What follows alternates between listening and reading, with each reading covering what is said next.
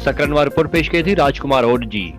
सकरन बर्ग सियासतदान समाज सुधारक अगवान मरहूम सईद उमदाद मामन शाह जी 86 सालगिरह उमदाद फाउंडेशन सिम्स स्कूल SUP यूनिट मजीद कैरियो पारा अलग अलग गोठ मजीद कैरियो में मल्हाई वई। जै संद सालगिरह जो केक काटियो संस आखिरी आरामगाह ते गुलन जी चादर चाढ़े फाते ख़वानी कई वई। जॾहिं त सिम्स स्कूल मजीद कैरियो पारा मल्हायल सालगिरह जो केक सिम्स स्कूल के डायरेक्टर मैडम तबसुम खोसो समेत SUP जे मरकजी अगवान सईद ज़ैन शाह, सईद ज़िया शाह, इनाम भट्टी बियन काटियो।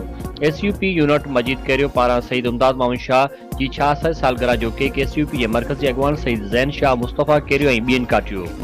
उन मौके ते सईद उमदाद मामन शाह जी कयल ख़िदमतुनि ते रोशनी विधी।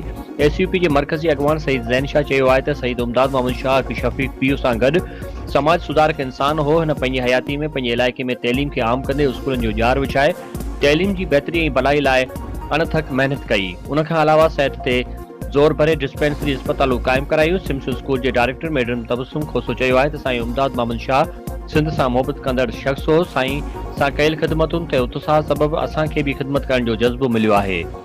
हिन वक़्तु उमदाद मामन शाह फाउंडेशन जे प्लेटफॉर्म तां ख़ल्क़ जी ख़िदमत करे रहिया आहियूं।